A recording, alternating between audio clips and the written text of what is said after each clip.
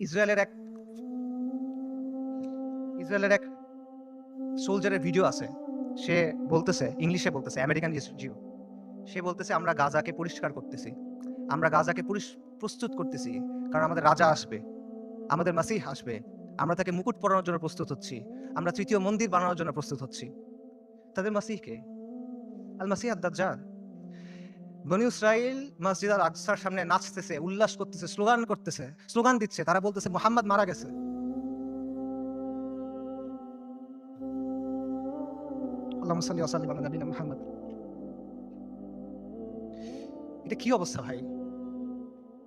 এই জিনিসটা মানা সহজ নাকি আল-কুদসের জন্য ফাইট করা সহজ? এই পথটা আমাদের কাছে অনেক বেশি কঠিন মনে হইতেছে। কোন পথটা আমাদের কাছে বেশি কঠিন মনে হয়, এটা ঠিক করে দিবে যে আমাদের ঈমানের অবস্থাটা আসলে কি।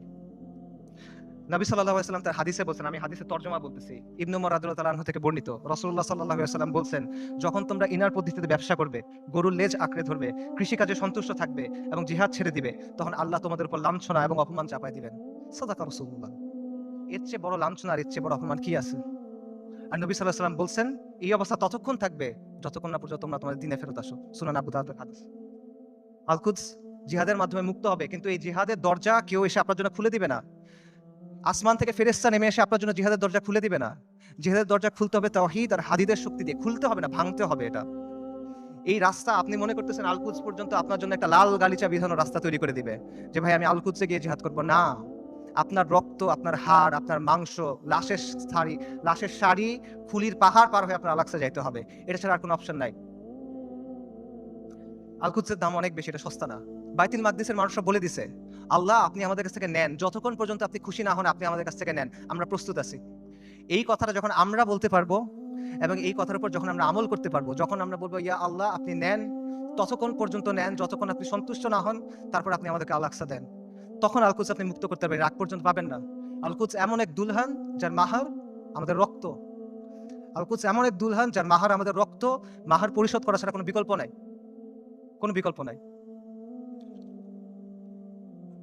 আল্লাহ আযজা ওয়া জাল্লা আল-কুদসকে মুক্ত করার প্রক্রিয়ায় শামিল হওয়ার তৌফিক দান করেন। আল্লাহ আমাদের তৌফিক দান করেন আল-কুদসকে মুক্ত করার। আল্লাহ আমাদের দুনিয়ার ভালোবাসার মৃত্যুকে অপছন্দ করার অসুখ থেকে মুক্ত করে দেন। আল্লাহ আমাদের মসজিদ আল আকসাতে সালাত আদায় করার তৌফিক দান করেন। আল্লাহ আমাদের চোখগুলোকে প্রশান্তি দেন। আল্লাহ আমাদেরকে খাইবারের মতো একটা দিন দেখান। আল্লাহ আমাদের বনু কুরাইযার মতো একটা দিন দেখান। আল্লাহ আমাদেরকে বনু কুরাইযার মতো একটা দিন দেখান। আল্লাহ আমাদের ক্ষমা করে দেন। আল্লাহ আমাদের মাফ করে দেন। আল্লাহ আমাদের নিফাক দূর করে দেন। আল্লাহ আমাদের নিষ্ক্রিয়তা দূর করে দেন। আল্লাহুম্মা মানসুরুল মুজাহিদিন ফি ফিলিস্তিন।